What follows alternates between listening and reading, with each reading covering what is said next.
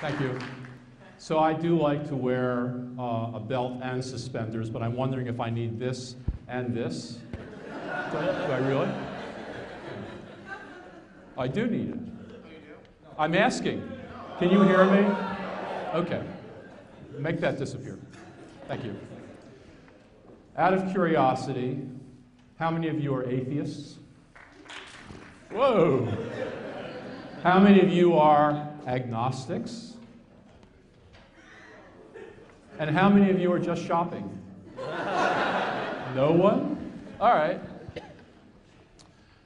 So this is a philosophy talk. And I'm going to be talking about what evidentialism is. That's a kind of word from philosophy. I'm going to talk about what evidentialism says about atheism. And then I'm going to talk a little bit about whether evidentialism is true.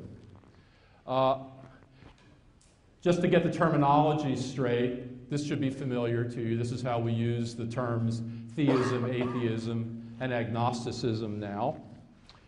And I'm going to be drawing on material from a debate that took place among two American philosophers at the end of the 19th century. William James, who you probably have heard about, his brother was Henry James, the great novelist, a big-time psychologist as well as an important philosopher.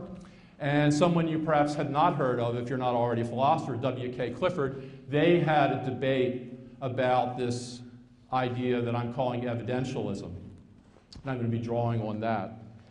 This is how W.K. Clifford defines evidentialism. It's the view that it's wrong always, everywhere, and for anyone to believe anything upon insufficient evidence. Now, you might wonder what insufficient means. How much evidence do you got to have for it to be true that you ought to believe something? And I'm not going to try to answer that. I'm going to take a more modest version of evidentialism is what I want to talk about, what you see here. So the version of evidentialism that I want to talk about today in connection with atheism is the idea for any proposition, for any statement, you should believe it only if you have evidence that it's true, and you should disbelieve it only if you have evidence that it's false. And there are two questions I want to ask about this philosophical attitude towards how you should conduct your life in terms of what you believe and what you disbelieve. And I'm going to talk about the relationship of evidentialism to the question of whether you should believe that God exists. And then separately, I want to talk about whether evidentialism is actually true. Is it the standard that each of us should adopt in deciding whether to believe something, whether to disbelieve something, or thirdly, whether to suspend judgment and be agnostic about it?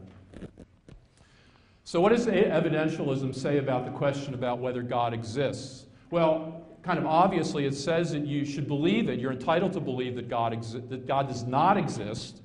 We're talking about atheism now. Only if there's evidence that God does not exist, which means that if the statement God exists is something you can't test, is something that you could never get any evidence for one way or the other, then what evidentialism says is you should not be an atheist, those 98% of you out there. It says that you should suspend judgment and be like the 2% out there, be an agnostic and say, I don't know.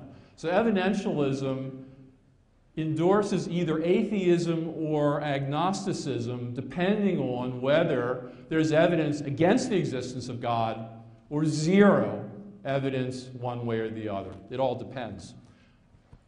Well, as you all are well aware, there are many different conceptions of what God would be like if he existed. And I have two examples up here just as sort of examples to work with. This obviously doesn't exhaust all the possible views you might have about what God would be like if there were such a being. The first is the God of young earth creationism. This is the view that God created life on earth within the last 50,000 years. Then there's a different God entirely, which I'm going to just call the God of New Age spirituality. This is a vaguer category, but I hope you'll go with me on this.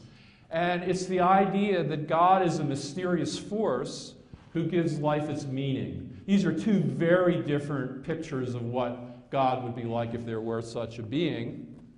Question, what does evidentialism say about each of them? And of course, Whether you ought to be an atheist or not depends upon what you mean by God.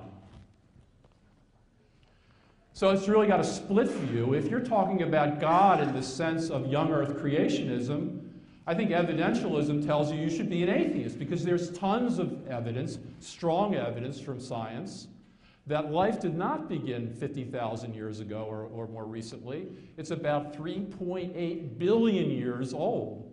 And if that's strongly supported by evidence, we know that God did not create life on earth in the last 50,000 years. So I think what evidentialism tells us about that picture of what God would be like if there were such a being is we should disbelieve, we should be atheistic about the God of young earth creationism. Well, what about the God of New Age spirituality? I don't know, but go with me with this example for a minute.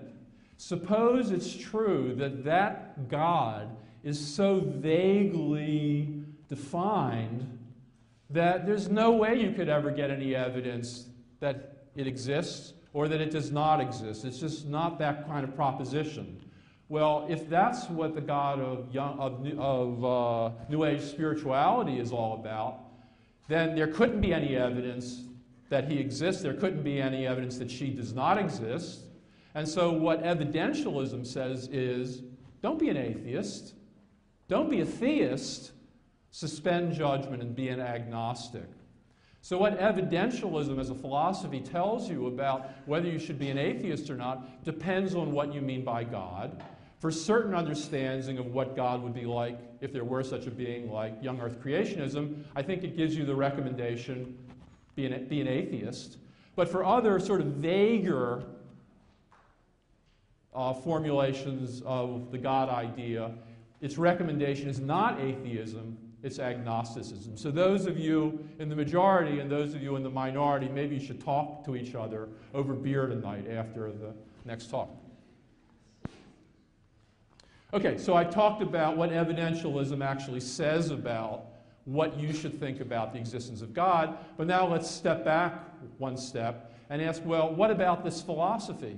What about evidentialism? Is it a true picture of how we should conduct ourselves? Is it true that we should believe things only if we have evidence for them, and that we should disbelieve things only if we have evidence against them? That's what evidentialism says. Is that the right way to sort of regulate the beliefs you have? And, of course, the disbeliefs that we have also. Well, W.K. Clifford, in his controversy with William James, gave this as an argument for why you ought to be an evidentialist. He said, if you believe anything without sufficient evidence, society will, and this is his phrase, sink back into savagery. I don't think that's a very good argument. Look, I mean, our society is kind of bad off now, and many of us do believe things upon insufficient evidence, but to say that we have sunk back into savagery, that seems like an exaggeration. It seems like W.K.'s argument is kind of a boogeyman argument. If you believe even one little thing for insufficient evidence, the whole world's going to go to hell. And you don't want that to happen, so be an evidentialist. Not a very convincing argument, I think. Well, here's an argument against evidentialism, against W.K. Clifford's point of view. It's not really an argument, it's a consideration. Maybe there are some propositions that we are entitled to believe, even though we cannot offer any evidence in their support. If there was even one such belief, evidentialism would be wrong. So are there any examples of this sort where we're entitled to believe something, though when we're asked, okay, what's the evidence for it, we just say, I don't know, I don't have any evidence, but I think it's okay for me to believe that thing. Well, here are some examples that philosophers have suggested might be candidates for rightly violating what evidentialism says. The belief that there's a world outside my own mind, your own mind. The belief that there's a difference between right and wrong. Maybe these are the kinds of propositions that we really can't prove, we can't really give evidence for in any sort of scientific sense of evidence, but maybe it's okay for us to believe this. It plays some sort of important role in our lives to embrace these as commitments, even though when challenged, we have to say, I don't have any evidence for that. And then the question is, if you think those examples might be plausible examples of beliefs you're entitled to have which violate evidentialism, what about belief in God? Could that be like the other cases? Could that be a case where, at least for some people, you're entitled to be a theist, even though when you're pressed you say, well, I don't have any evidence for that. If that's okay, evidentialism is mistaken as a philosophy. James gave an argument of that sort. And here's a kind of simplified version of the thought that he pressed against W.K. Clifford. This is James attacking evidentialism. So he says, suppose you're the sort of person who can lead a happy, productive life if you believe in God, but you won't be able to do this if you disbelieve or if you're an agnostic. Now, not all of us are like that, okay? But imagine someone who is as described. And what James says is, if that's going to make a practical difference in how you lead your life, you ought to believe. And the fact that you have no evidence that God exists is really kind of irrelevant. So I hope you see here how James is attacking evidentialism, and he's trying to construct an example in which someone would be entitled to believe something upon insufficient evidence, doing not what W.K. Clifford recommended. So here's what I've been saying to you. Two questions. Suppose you are an evidentialist, should you be an atheist? And then the kind of prior question, should you be an evidentialist?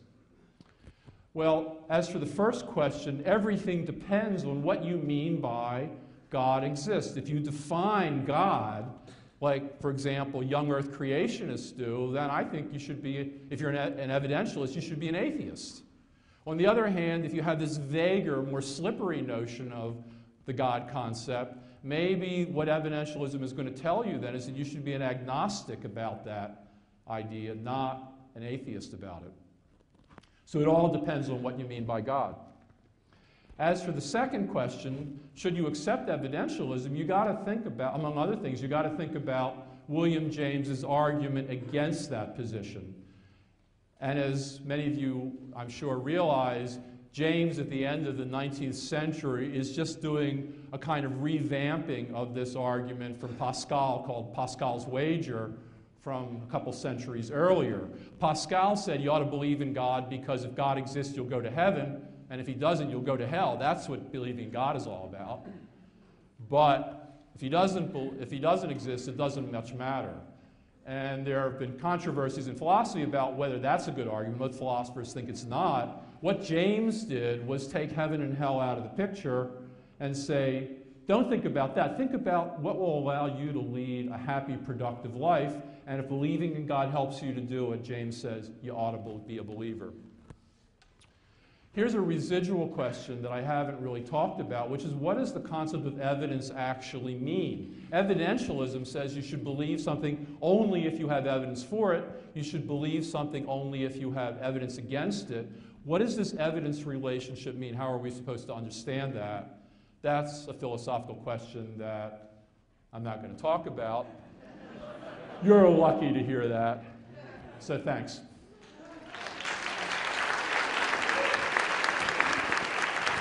About this idea that I'm calling evidentialism. And I'm going to be drawing on that. This is how W.K. Clifford defines evidentialism.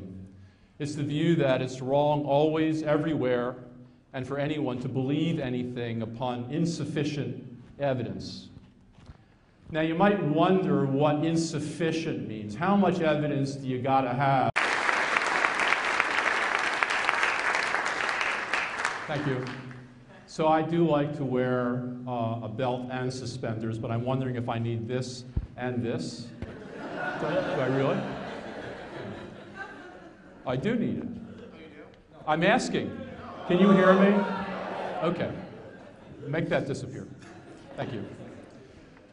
Out of curiosity, how many of you are atheists? Whoa! How many of you are agnostics? And how many of you are just shopping? No one? All right. So this is a philosophy talk. And I'm going to be talking about and I'm going to be drawing on material from a debate that took place among two American philosophers at the end of the 19th century. William James, who you probably have heard about, his brother was Henry James, the great novelist, a big-time psychologist as well as an important philosopher. And someone you perhaps had not heard of if you're not already a philosopher, W.K. Clifford. They had a debate. Evidentialism that's a kind of word from philosophy. I'm going to talk about what evidentialism says about atheism, and then I'm going to talk a little bit about whether evidentialism is true. Just to get the terminology straight, this should be familiar to you. This is how we use the terms theism, atheism, and agnosticism now.